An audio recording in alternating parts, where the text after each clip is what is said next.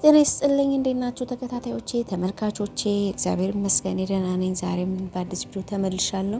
እንደዚህም በሚያምር ቆንጆ የዳቦ አሰራር ይዤላችሁ መጥቻለሁ። ትወዱታላችሁ። በመጀመሪያ ይህን ቪዲዮ ስትጀምሩ ላይክ እና ሼር ማድረጋችሁን አትርሱ።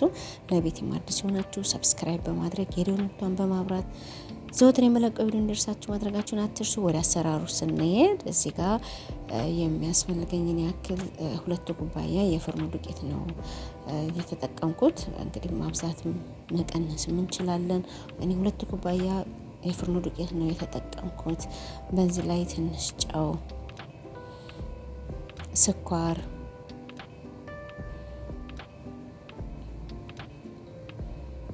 ሁለት ማንኪያ ስኳር ነው የጨመርኩት።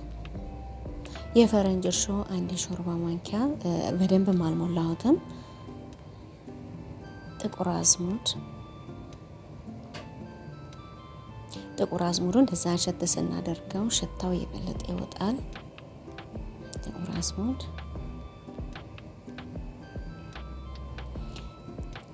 ነጭ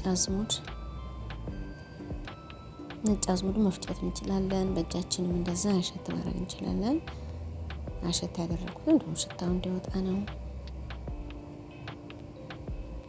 ይህንን ባንድ ጋር ደረቁን ግብአት ባንድ ጋር አዋህደዋለሁ።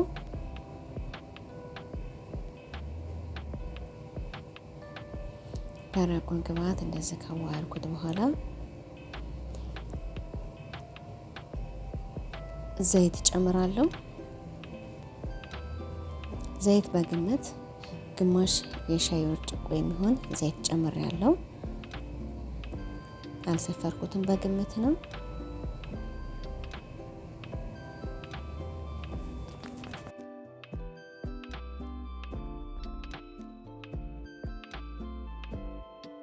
አንድ ማንኪያ ቤኪንግ ፓውደር፣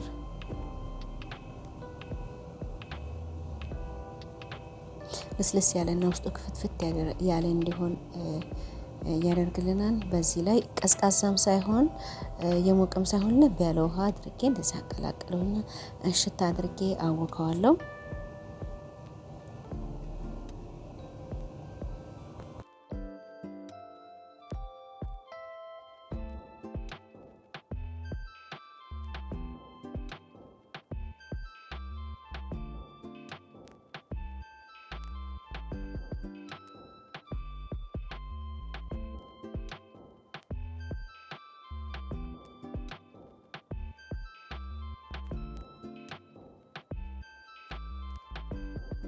ሊጡ እንደዚህ ሽታ አድርጌ ቆንጆ አድርጌ አውክቸዋለሁ። ግድ እናደርገውና ኩፍ እስከሚል ድረስ ጠብቀውና ተመልሼ እመጣለሁ።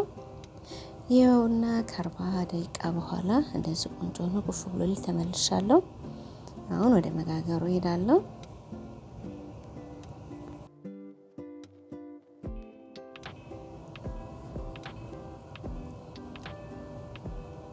ሊጡ እንደዚህ በምዳምጥበት ላይ አድርግና እቆራርጠዋለሁ።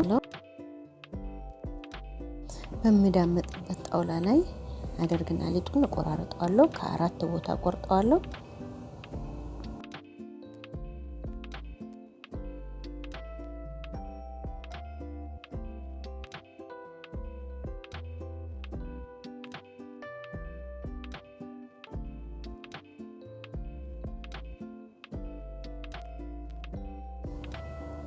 እዚህ ከ4 ቦታ ቆርጬ አድርጌዋለሁ። ዳምጠውና የዳመጥኩትን ከ2 ቦታ ቆርጠውና እጠቀልለዋለሁ።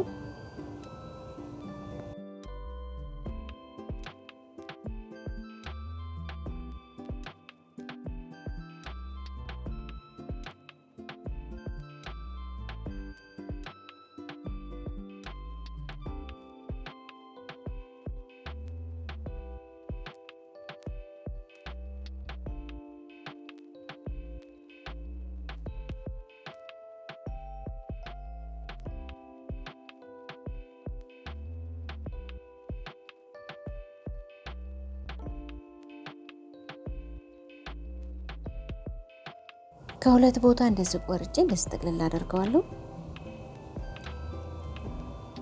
እንደዚህ ጥቅልል፣ የቀረውንም እንደዚህ ጥቅልል አደርገዋለሁ።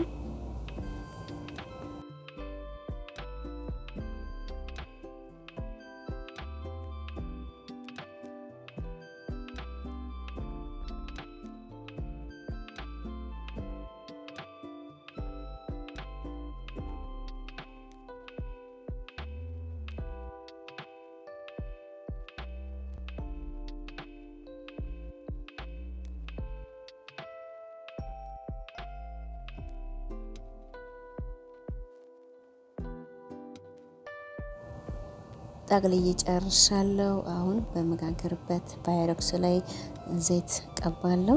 በዛ ላይ ደግሞ እንዳይዝብት ትንሽዬ ዱቄት አድርጌ ዙሪያውን ቅብት አደርገዋለሁ። የጠቀለልኩትን ሊጥ እንደዚህ ዙሪያውን አስተካክለዋለሁ።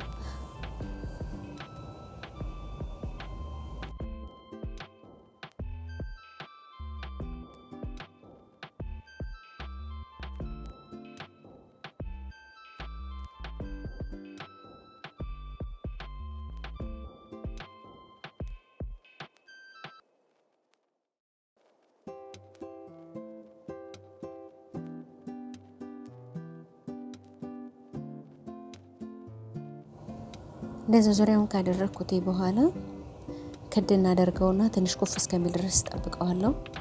የክፍትፍት ያለው ሙልት ይላል። ይኸውና ለ10 ደቂቃ ብቻ ነበረ ክድ እናድርጌ ያስቀመጥኩት። እንደዚህ ባይሮክሱ ሙልት ብሏል። በዚህ ላይ ዘይት ነው የቀባሁት። ዘይቱን ወይ ኦሊቭ ኦይል ነው የቀባሁት። እንቁላልም ብንቀባው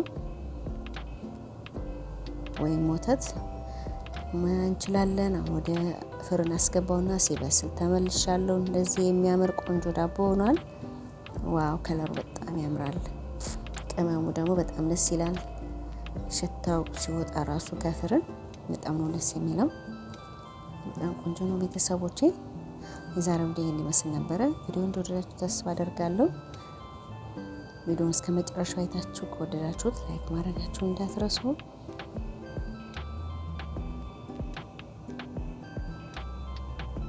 በረታቱኝ። 3 ቲማቲም ከፍ ያለ እጥዳለሁ። ትንሽ ቆዳውን ስልጠው እንዲመቸኝ ወይም በእንትን መፈቅፈቅ እንችላለን፣ በካሮት መፈቅፈቂያ።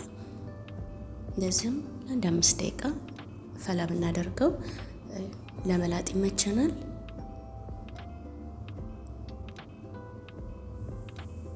ይኸው ከ5 ደቂቃ በኋላ እንደዚህ ቆዳ ወደ ላይ ቅርፍፍ ይላል። ይሄ ቀዝቀዝ እስከሚል ድረስ እዚህ ጋር መብራት ድስት የሚበቃኝን ያክል ዘይት ጨምራለሁ። ዘይቱ እስኪገለልኝ ትንሽ ጠብቀውና በደቃቁ የተከተፈ ቀይ ሽንኩርት፣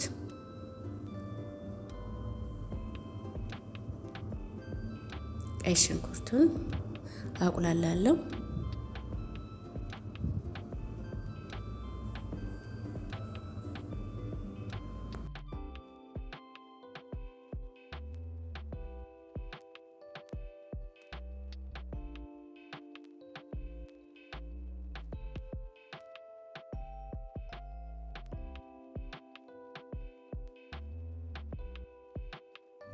ሽንኩርቱን ውሃ ጠብ እያደረኩኝ አበስለዋለሁ።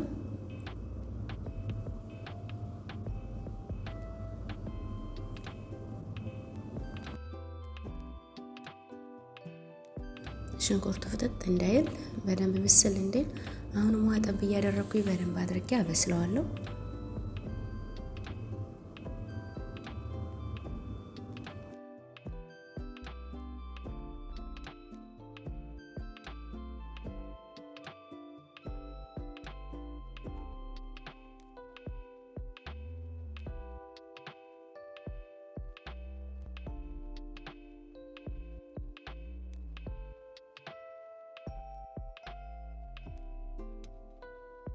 ሽንኩርቱ ይህን ያክል ከበሰለ በቂው ነው። በዚህ ላይ በርበሬ እጨምራለሁ። በርበሬ እንደ ፍላጎታችን እኔ የጨመርኩት 3 የሾርባ ማንኪያ የሚሆን በርበሬን የጨመርኩት። ሞቅ እንዲል ከፈለግንም ጨመር፣ ከዚህም ደግሞ ለስለስ ያለ ከፈለግን መቀነስ እንችላለን። አሁን ይህንን ከሽንኩርቱ ጋር በርበሬውን በአንድ ጋር በደንብ አድርጌ ቆንጆ አድርጌ አቁላለዋለሁ።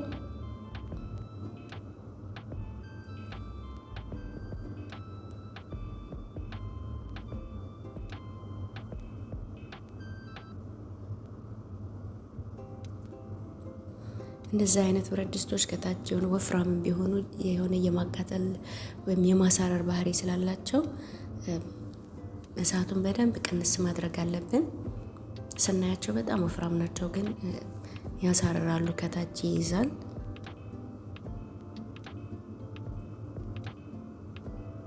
ውሃ እንደዚህ ጠብ እያደረኩኝ በደንብ አድርጌ አቁላለዋለሁ።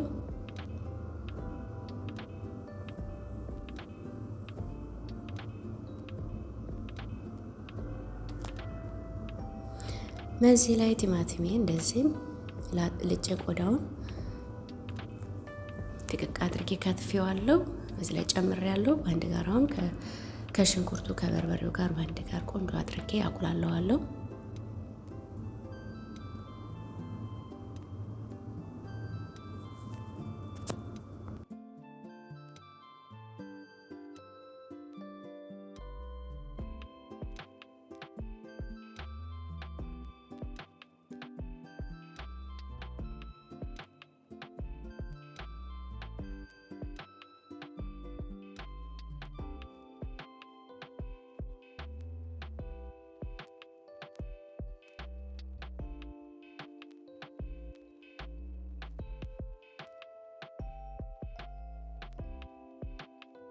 በርበሬውን ከሽንኩርት ጋር እንደዚህ ቆንጆ አድርጌ ካቁላላሁት በኋላ በዛ ላይ ነጭ ሽንኩርትና ዝንጅብል ጨምሬያለሁ።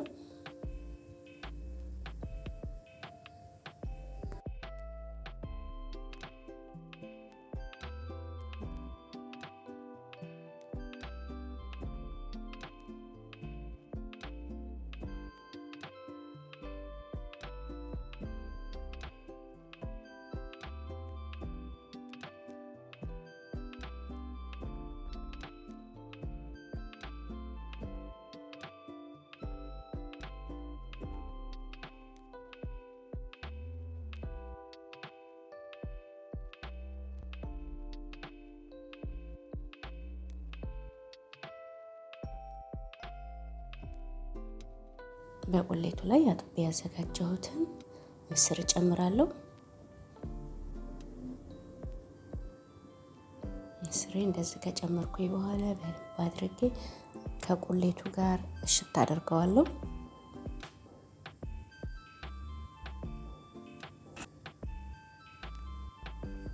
በደንብ መታሸት በአንድ ጋር አለበት።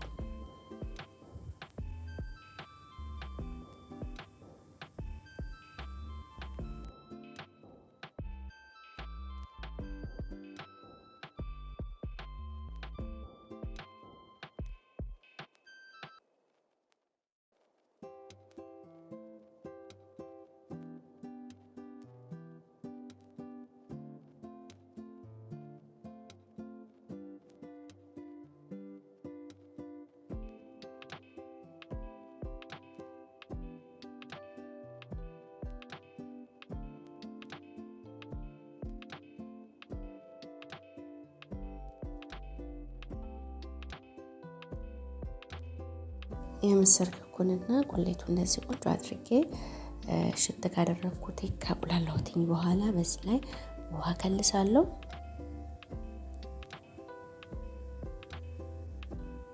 የከለስኩት የሞቀ ውሃ ነው። ሁልጊዜ ወጥ ስንሰራ የሞቀ ውሃ ብንጨምር የተሻለ ነው።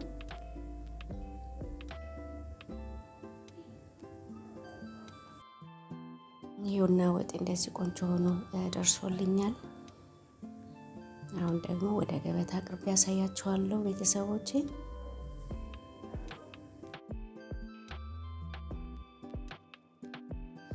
ይኸውና ቤተሰቦቼ ሰርቼ ጨርሻለሁ። የምስር ክክ የሆነ የተለየ ነገር የለውም። ያው በቤታችን ሁሌም የምንሰራው ነው። ያው ለጾም ሼር አደረኳችሁ፣ ግን ሌላ ምንም ነገር የተለየ ነገር የለውም። የተለየ አሰራር የተለየ ምንም ተአምር የለውም። ሁሌም የምንሰራው ሁሌም የምንመገበው ነው ቤተሰቦቼ። ደግሞ እንደዚህ ጨጓራ ላለብን ለሚያምን ትንሽ ለስ ባለ ውሃ ደጋግመን ምስሩ በጣም አረፋው እስኪወጣ ድረስ በማጠብ አሱተን አጥበን ብንሰራው ጨጓራችን አያሳምመንም።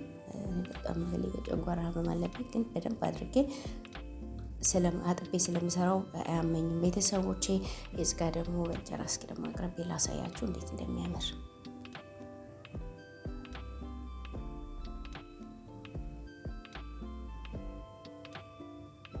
ነው በጣም ያምራል። ደግሞ ትንሽ ቀዝቀዝ ካለ በኋላ ቢሆን የበለጠ ይጣፍጣል።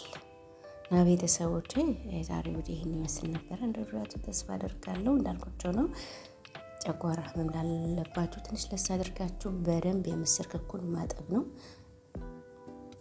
እንደዚህ ካደረጋችሁ አያማችሁም። እኔም በዚህ መልኩ ነው ከአሁን በፊት ያመኝ ነበረ። አሁን ግን ምስር ስበላ ምንም አያመኝም። እንደዚህ በጥንቃቄ በደንብ አጥቤ ስለምሰራው ማለት ነው። እና ቤተሰቦቼ የዛሬ ቪዲዮ ይሄን ይመስል ነበረ። ቪዲዮውን እስከ መጨረሻው አይታችሁ ቪዲዮን ከወደዳችሁት ላይክ ማድረጋችሁን አትርሱ። ሼር በማድረግ ሌሎችን ደርስ እያደረጋችሁ አበረታቱ። በሌላ ቪዲዮ እስከምንገናኝ ሰላም።